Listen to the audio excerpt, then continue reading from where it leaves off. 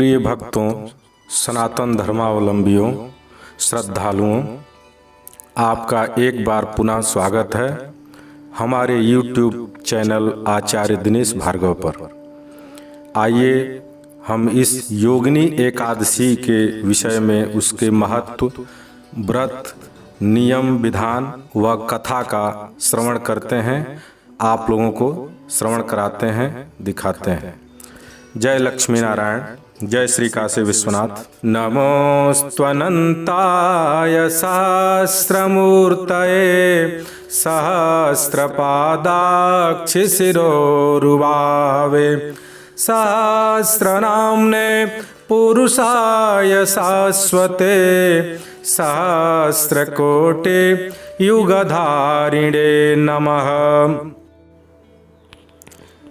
इस योगिनी एकादशी की व्रत कथा का वर्णन पद्म पुराण के उत्तरखंड में मिलता है। इसके अनुसार प्रथम बार योगिनी एकादशी की कथा भगवान श्री कृष्ण ने धर्मराज युधिष्ठिर को सुनाई थी। योगिनी एकादशी प्रतिवर्ष आषाढ़ मास के कृष्ण पक्ष में पड़ती है। विष्णु पुराण के अनुसार यह कथा और दिन भगवान विष्णु को सादर समर्पित है। योगिनी एकादशी को भगवान चक्रधारी विष्णु के साथ साथ पीपल की भी विशेष पूजा की जाती है। शास्त्रों में वर्णन आया है कि इस एकादशी को करने से इसके प्रभाव से मनुष्य के सारे पाप नष्ट होकर असाध्य रोग जैसे कुष्ठ आदि भी ठीक हो जाते हैं, उनसे भी मुक्ति मिलती है। तथा इस व्रत के प्रभाव से 88,000 ब्राह्मणों को भोजन कराने का भी महान फल प्राप्त होता है, ऐसा शास्त्रों में वर्णन आया है। आइए इसी क्रम में हम आगे जानते हैं कैसे और किस विधि विधान से इस व्रत को किया जाए कि पूर्ण सफलता और फल प्राप्त हो।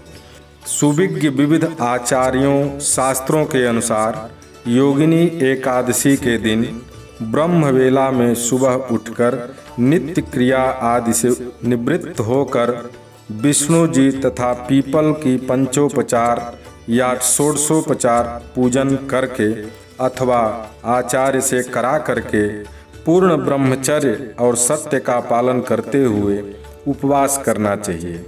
एक समय फलाहार लेना चाहिए और दिन में आवश्यकतानुसार जल इत्यादि भी ले सकते हैं, किंतु अन्नाहार नहीं। दिन में विष्णु जी का ध्यान, मनन, स्मरण, आराधना आदि मानसिक रूप से भी करें, यथा ओम नमो भगवते वासुदेवाय या विष्णवे नमः का मानसिक जाप भी करना चाहिए। प्रातः पूजन के संकल्प में मम सकल पाप क्षय पूर्वक समस्त ज्ञाता ज्ञात असाध्य रोगादि निवृत्ति कामः तथा च सकल मनोरथ सिद्धये योगिनी एकादशी व्रतम अहम करिष्ये, ऐसा संकल्प बोलना चाहिए अथवा आचार्य द्वारा बुलवाना चाहिए। पूजन के उपरांत संभव हो तो विष्णु सहस्त्रनाम का पाठ किया जाता है अथवा कराया जाता है। दूसरे दिन पारण के मुहूर्त में ब्राह्मणों को दान दक्षिणा देकर व्रती को पारण करते हुए व्रत पूर्ण करना चाहिए। कथा इसकी इस प्रकार आती है। पुराणोक्त मान्यता के अनुसार स्वर्गलोक के अलकापुरी नगर के कुबेर नामक राजा प्रभु आशुतोष भोलेनाथ के परम भक्त थे। किसी भी अनुकूल, प्रतिकूल या विषम परिस्थिति में भी वो पूजा अर्चना नहीं छोड़ते थे, अवश्य करते थे। उनकी आराधना कभी बाधित या खंडित नहीं होती थी। उनकी पूजा हेतु हेम नामक माली प्रतिदिन फूल पत्ती, बेल पत्ती आदि सामग्री का व्यवस्था करता था, लाया करता था।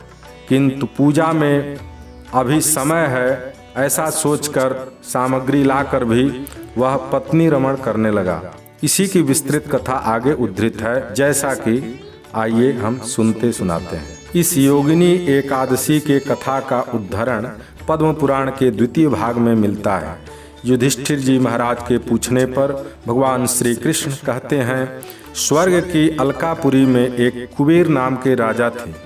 वह आशुतोष अवढरदानी भोलेनाथ विश्वनाथ के परम भक्त थे। उनके यहाँ हेम नाम का एक माली नित्य प्रति देवार्चन शिवार्चन हेतु वेलपत्ती तुलसी पुष्प आदि पूजन सामग्री लाया करता था। हेम की विशालाक्षी नाम की सुंदर पत्नी थी। एक दिन वह मानसरोवर से समय पर पूजन सामग्री लेकर तो आया, किंतु परम काम वेग में पड़कर पत्नी के साथ आनंद की प्राप्ति में रम गया। इधर पूजन में अत्यधिक विलंब होता देख राजा ने अपने सेवकों को उस माली के विलंब करने के कारण को ज्ञात करने हेतु प्रेषित किया। सेवकों ने आकर राजा से पूरी घटना उद्धृत कर दिया। यह सुनकर राजा कुबेर क्रोधित होकर हेममाली को शाप दे दिए कि तू स्त्री वियोग से दुखी होकर धरती पर जाकर कोढ़ी बनेगा।